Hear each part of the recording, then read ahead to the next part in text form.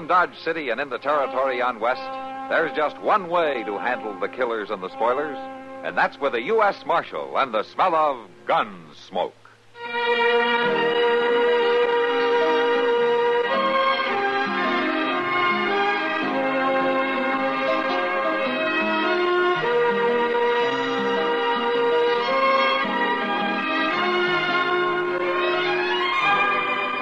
Gunsmoke, starring William Conrad, the story of the violence that moved west with young America, and the story of a man who moved with it. I'm that man, Matt Dillon, United States Marshal. The first man they look for and the last they want to meet. It's a chancy job, and it makes a man watchful and a little lonely.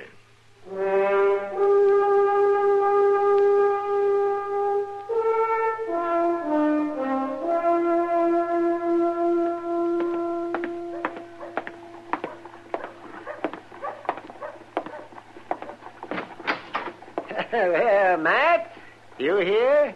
Yeah, I'm here, Doc. Come on in.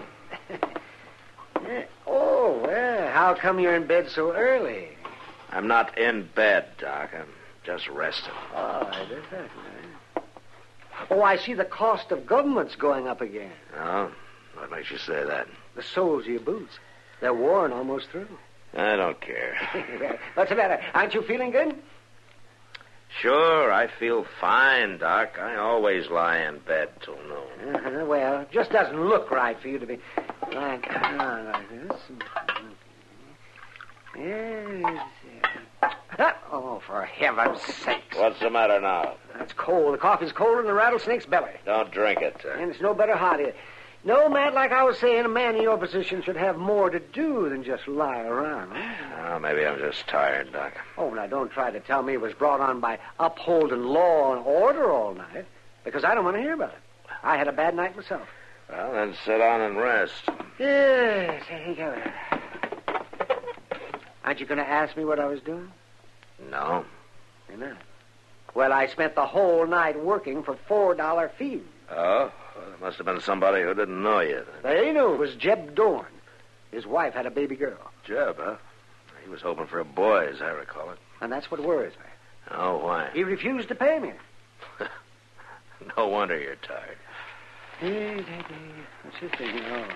Well, who's this poster on? It says right there, doesn't it? Yes, it does. Wanted, dead or alive, Jack Pargo for the torture and subsequent murder of... This man is noted for armed holdup and is believed heading in the general direction of Missouri, Kansas, or Nebraska. He's a mean-looking devil, isn't he? Well, I can see that he'll certainly find his comeuppance if he sticks his head in Dodge City. Well, I'll tell you, Doc, I'll worry about that if he comes here. Huh? Oh, well, that gives me a nice, safe feeling. Marshal, here is he. Yeah, I'm the Marshal. I say, Marshal Proudfoot, hereabouts is he? Marshal Proudfoot? Huh? No, neither one. I'll say neither one of you ain't the Marshal, I can tell. I'm his pa. I'd know him anywhere. Doc, Yeah? go find Chester, will you? Sure, Matt. No need to get up. Just come see my boy, Marshal Chester Proudfoot. Made good somehow, he did. Chester never was one of my brightest boys.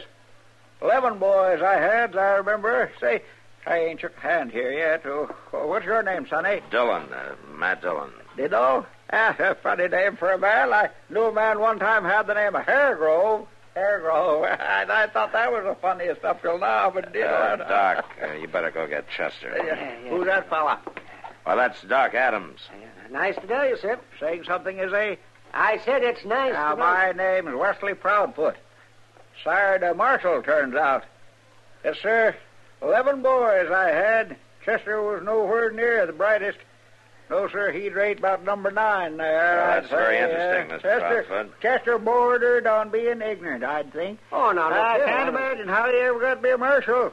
Chester Wesley Proudfoot, Marshal of Dodge City. Look, Mr. Proudfoot. They named all them boys with the middle name of Wesley after me, they did. Hoped at least one of them would mount something like me. What'd you say your name was? It's Adams. Dr. Adams. Doctor Adams. Horse or people? What? What's the matter with you? I say, do you doctor horses or people? Yeah, people. Oh, well, it's too bad for you. I wouldn't ever let a people doctor work on me, and I got a great many things wrong with me, too. Hey, where's Chester? Well, he's out getting the mail for me. Well, good for him. Got spunk. Probably running down some of them bad men he always writes about. Used to have an assistant named Dillon working for him. Whatever become of him? Dillon, that's me, Mr. Proudfoot. Matt Dillon, that's me. Oh, yeah. Well, you do a fair job, according to Chester. Says he can usually depend on you. Well, that's very nice of him. Look, Mr. Proudfoot, maybe you should know something. Hello, Doc. Chester? There wasn't none too much mail, Mr. Dillon. Forget it, Chester. What? Chester, you've got company. Who's a fat fella? That's Chester. That's the Marshal Proudfoot. Paul, Mr. Dillon, Paul, that's you, Chester? Yeah, that's him, Mr. Proudfoot. Ah, you fatted up a good deal, Chester. Your assistant here looks better than you do. I'd like an explanation. Matter of fact, so would I, Chester. Mr. Dillon, Doc, Oh, Paul.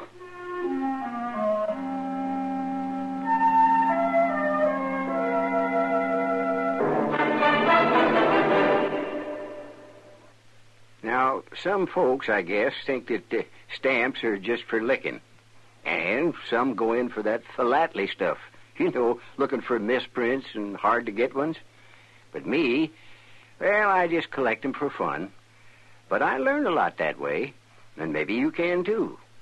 Now, that's 'cause our United States stamps all got the stamp of history on them. If you got a minute, I'll open my album here, and I'll show you what I mean. Let's see here. Now, here's a 4-cent one the post office put out in 1962 for the 75th anniversary of the Association of State Universities and Land-Grant Colleges. I ain't had any of that higher education myself, but I know it's mighty important in making your way these days, and you're never too old to learn. No, even from stamps. Found out from this one that Abe Lincoln signed the Land Grant Act into law during the Civil War. Now, that act still gives the money from sale and use of public lands to help make 68 colleges and universities some of the biggest and finest we've got. And seeing as how they turned out 25 of our 42 living Nobel Prize winners, I guess you could just say it's paid off real good.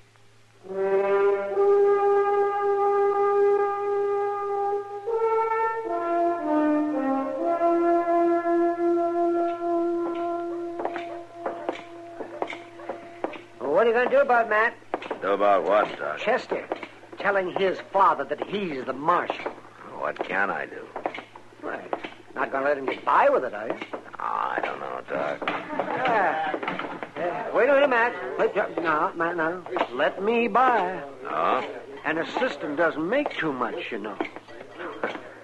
Easy, Doc. Hello, Doc. Matt. Oh, Kitty.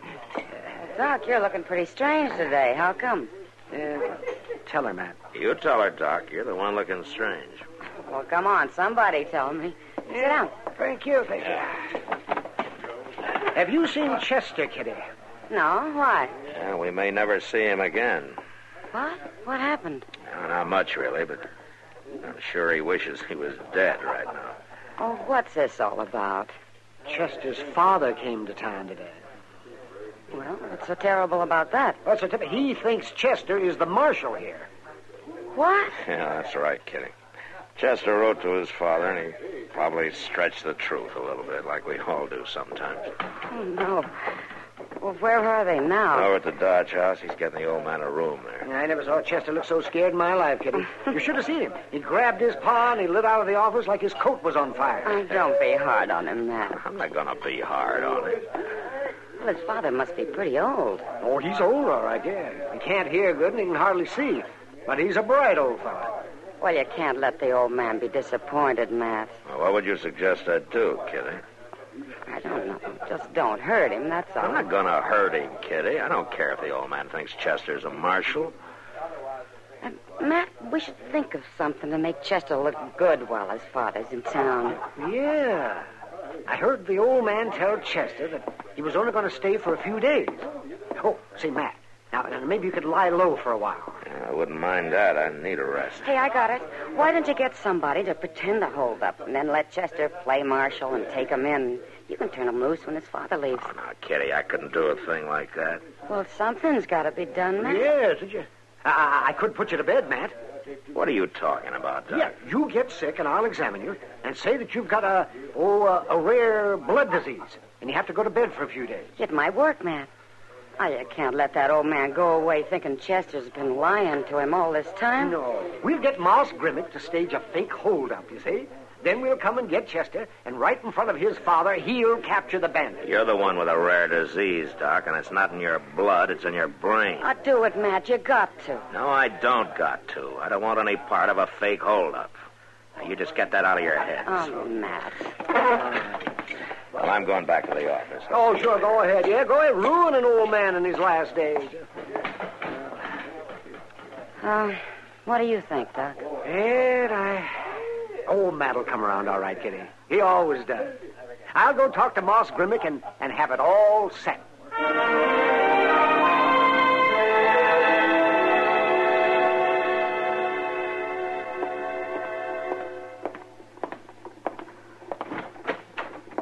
Anybody here?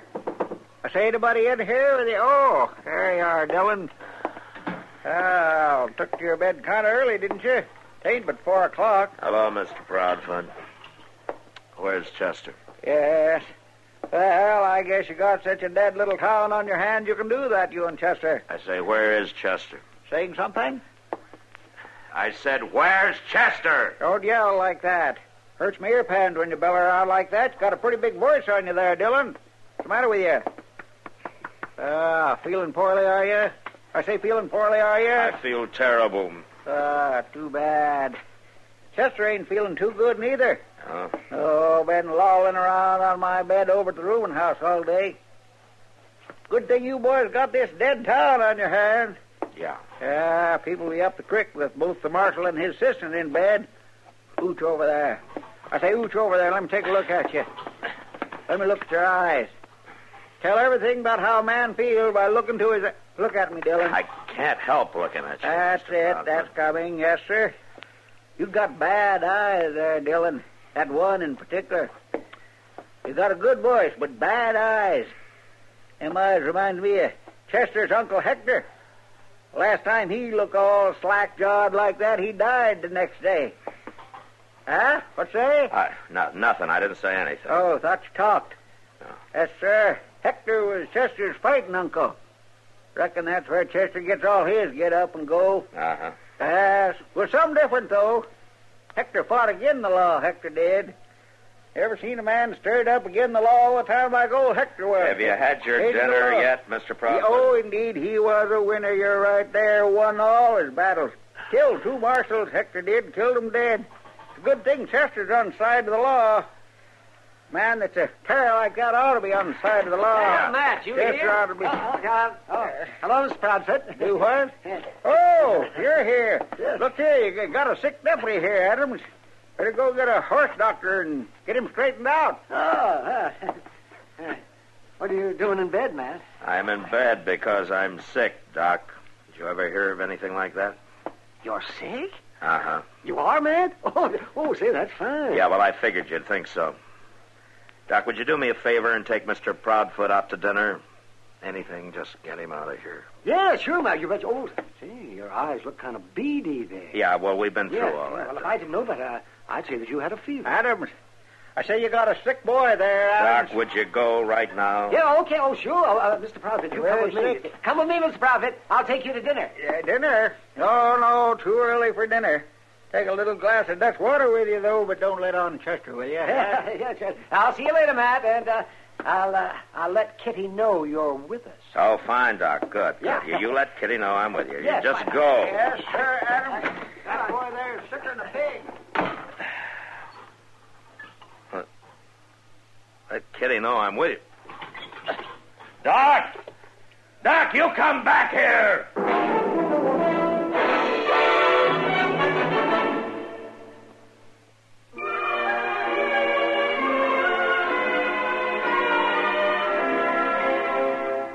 Hometowns in America have a lot in common, and yet they're each one of a kind. Take, for example, Chicago, Illinois. The land of the Spiegel catalog and the Playboy Bunny Beacon is a toddling town. And at the summer music festivals in Grant Park, the price is right. But standing at Marshall Field on State and Randolph, you're on the windiest corner in the world as your body braces for the blast. The colorful neighborhoods of the West Side are gone to urban development. But the University of Illinois is getting a new campus there. In theater, there's the Second City on the near North Side, or the Theater on the Lake in Lincoln Park. Shopping in the suburbs offers Old Orchard in Skokie, Randhurst in Mount Prospect, and Oak Brook near Hinsdale. Chicago can't win them all, though. In 1948, the Tribune said Dewey defeats Truman, and in the fall of '66, the convention center burned. But if your hometown is Chicago, you already know this. We only wanted to remind you it's still there.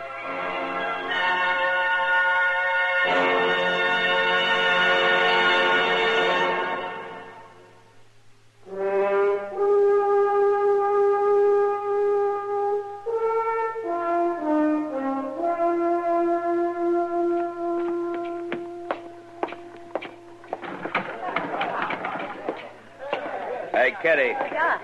Where's Doc? I don't know, Matt. He was here a little while ago. Why? Well, I've wasted a half hour looking at all the eating houses for him. He's got Chester's father with him. I got to stop him. Stop him from what? From that fool idea that you and he had. What do you mean, fool idea? Doc came by and said it was on, that you were playing sick in bed. Kitty, I was in bed because I really was sick, and I still am sick. Have you and Doc lost your senses? Well, we're just trying to help Chester, that's all. Now, look, what if somebody else sees that hold-up Moss Grimmick is staging? How do they know that he's just playing games, huh? Doc and I aren't going to let anybody get hurt, Matt. And you know Chester, he'll play along all the way. That's exactly what I'm afraid of. Oh, Kitty. All set, Kitty. Oh, hello, Matt. Oh, you're on your feet for the fun. You call this thing off right now, Doc. Oh, no, it's too late, Matt. Chester and his father up at the Dodge House in exactly 3 minutes from now. Moss Grimmick is going to rush up there and say there's a hold-up at the livery stable. And I'm putting a stop to it before somebody gets... What's that? I don't know. It's not time yet. Oh, come on, Doc. You can watch the fun you started. Yes, all right. Come on. You know, something ought to knock your head off for this. Now, Matt, now take it easy, Matt. Marshal Dillon. What? You better hurry. Chester just shot a man at the Dodge House. Good Lord. Come on, let me through here, will you please? Move aside. Let me through. Stand back. Matt, wait. Well, look. Chester's sitting on somebody. Chester, what are you doing? Get off of that man. Doc, check that one line over there, will you? I will. That's my boy, the marshal there, Dillon. Stand back. He shot and wounded one fella, and we subdued the other one. All right, Him Mr. cold, we Fine. did. Ain't a bad night's work, is No, it? Chester, will you get up? Well, Mr. Dillon, he tried to kill me and Paul. Get up, I said. He's unconscious. Oh, Matt, wait a minute. Look here. What is it, Doc? Look at this man. It's Jack Pargo. What? You know the man on that wanted poster? Yeah, that is Pargo, all right. Matter, Dillon? That fellow a friend of yours, is he? He tried to hold up the hotel office here. No, Mr. Proudfoot, it's not a friend of mine. Huh? What say? Or anybody catch that comment? Hey, Chester! What? Chester! Hurry up, Chester. There's a hold-up at the livery stable. Moss, go home. Yeah, but Doc told me that Just go back to your livery stable and call off the holdup, huh? Yeah, forget it, Moss. Forget it. We've had the real thing right here. Well, Goodbye, Moss. yeah, sure. Goodbye. Goodbye. Yes, goodbye. Wait, what? Our fella come here. Notice something here, did you, Dillon? Chester was right on the spot, he was. That's the reason he took my bed for so long. Uh-huh. He got an instinct for these things, Chester has. Put him right here on the spot for this hold-up. Now- There's a reason for everything, I always say, Yeah, well, Dillon. there's a reason, all right. Mr. Proudfoot. What say, Dillon? Mr. Dillon, I can explain all this. No, Chester, you and your father take care of things here. I'm sick and I'm going to bed. Don't count on me taking care of things, Dillon. I'm leaving on the morning stage. Now I've saw my boy in action. Yeah, well, all right, Mr. Proudfoot. Goodbye and good luck to you. You wait right here a minute, Paul. Mr. Dillon? Yeah, what? Mr. Dillon, Mr. Dillon, I can explain. You don't have to, Chester. But, yes, sir, I do have to explain. I swear I've never been so humiliated in all my whole life. I've been thinking about it all day, Mr. Dillon. I never wrote but 2 letters to Pa, and, well, maybe I did stretch a couple things, but Pa, he put it all together and made me out more important than what I am. But I'll set him straight, Mr. Dillon, honest I will. I'll tell him the truth, and I'll do it right now. Chester. You do, and you're fired. Now you go on back and help your father take care of things. Yes, sir, Mr. Dillon.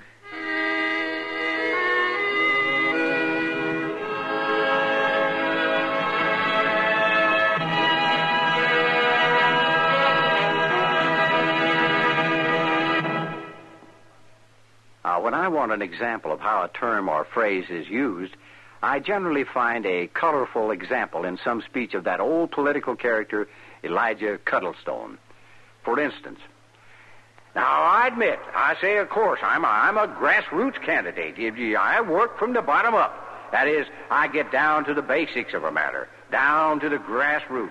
Now, I want to know how you're my people, and I insist on knowing how you might be affected. That is why you elected me, because I am one of you, and it's like I say, I am elected by you and working for you. Well, getting down to grassroots seems to be what politicians and office seekers report themselves as doing most any time, but more especially preceding an election. It's a folksy American phrase that simply means getting down to the underlying principles or basic facts of a matter, and may be used at any time by anyone. The actual origin of the phrase is unknown, but its reported usage predates 1885.